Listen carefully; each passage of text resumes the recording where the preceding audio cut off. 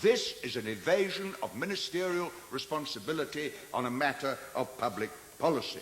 Now, of course, we've discussed so much the conduct of ministers, we've somewhat forgotten that this whole story is part of a very unhappy record of British relations in the Middle East, which my honourable friend is going to raise again on Friday.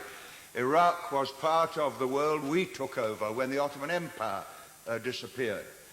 Britain bombed Iraq with chemical weapons in the 1920s, and a few months ago the Queen Mother put up a statue to the man who did it. Bomber Harris was the squadron leader who used chemical weapons against Iraq.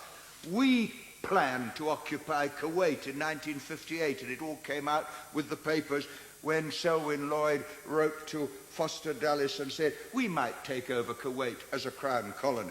And the double standards of British policy in the Middle East is the thing that will be noticed by anyone in the Arab world who reads this debate. We didn't take the view we did about Kuwait when Turkey invaded Cyprus, when the occupied territories were taken over by Israel.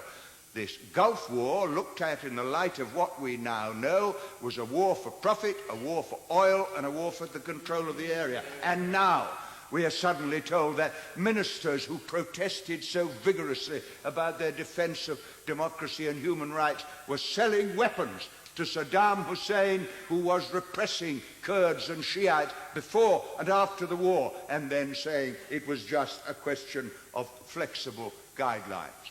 200,000 Iraqis were killed last year by forces including our own. 150,000 Iraqi babies under 5 were expected to die by the Harvard medical team that looked at the bombing of the water supply by British, American and French bombers. And it is an act of odious hypocrisy then to come along, as honourable members have said, and say, but of course our industry needs the orders, people want the jobs. You remember the joke about the man producing nuclear weapons in America, and somebody said, how could you do it? And he said, well, the man's got to live, hasn't he? And that is the argument, that somehow you can justify the supply of weapons in that way. The international arms trade is a greater threat to world peace than the AIDS epidemic or the drugs trade because it's supported by governments. It props up dictators, the Shah, Batista, Marcos, Papadoc, all these people, Pinochet, props them up, and they get the weapons to crush their own people in the interests of keeping down their own people so that the multinationals can make a profit from the superpowers that sell them the weapons. And then, because they bought the weapons, they get into trouble with the IMF, and the IMF comes along and says, cut your social budgets, because you've got to pay the debt on the arms you bought to keep down your own people. And, of course, the waste of skill. Some of the most brilliant scientists and engineers in the world are working on methods of death instead of the means of life. And billions and billions and billions of pounds are wasted on weapons that could have saved lives. And a heavy responsibility rests upon everybody, and I know every government to some extent has done it, who promotes the international arms trade. Because there have been 134 wars since 1945. Millions have died in them, using weapons that were supplied by the superpowers very often, and millions more died because they were denied the resources that were wasted in the arms program itself.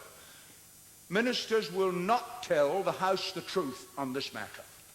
Ministers use intelligence, and everybody knows it, we've had a reference to it, and are prepared to sacrifice intelligent people to conceal the truth. This is a matter the House should deal with by select committee. Look at Oliver North. They had him up before a congressional committee and they grilled him for weeks on it, on Watergate.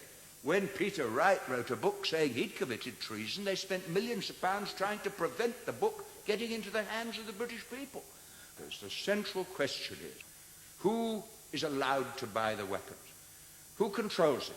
Who knows what happens? Who tells the truth? And finally, does the House take the responsibility for holding government accountable?